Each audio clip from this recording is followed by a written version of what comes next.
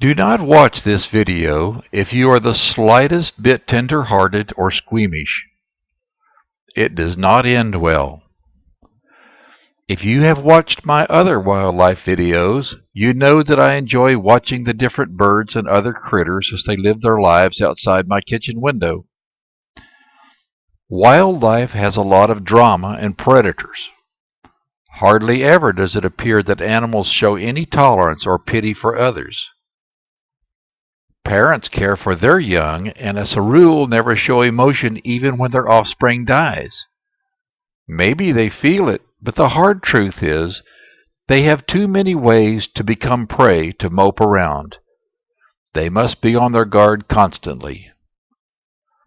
Most animals, including birds, establish their own territory. Interlopers are driven off, period. Many people get irritated when a male hummingbird will claim the feeder they put up as his territory.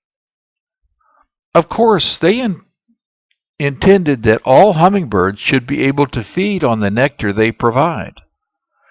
But male hummingbirds are unaware of our wants, only the instincts ingrained in them.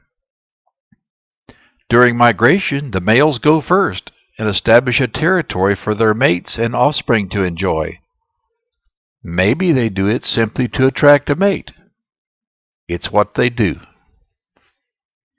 Unseen by this camera, shortly after this bird landed on this feeder, the male who claimed it as his territory swooped down and apparently saw that this sick or injured bird was not a challenge to his territory and flew away. Was this a demonstration of sympathy which is so rarely seen in wildlife? I was outside in the driveway when a hummingbird flew directly at me in a very unstable manner. I was wearing red. I thought at first it was some large insect, but it came within a few inches of my face, looked at me, and flew back to the red hummingbird feeder and landed. We often comment when a bird stays and drinks for some time. I stood there and watched the bird from a distance for at least 10 minutes. Finally, I went inside and began videoing the obviously ailing or injured bird. I videoed for at least 25 minutes.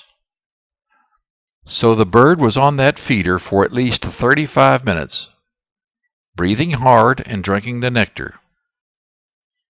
Finally, the territorial male returns, apparently deciding that his hospitality had reached its limit.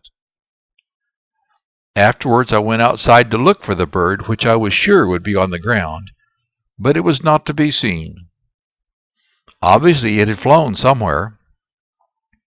We just hope it recovered, but I have my serious doubts.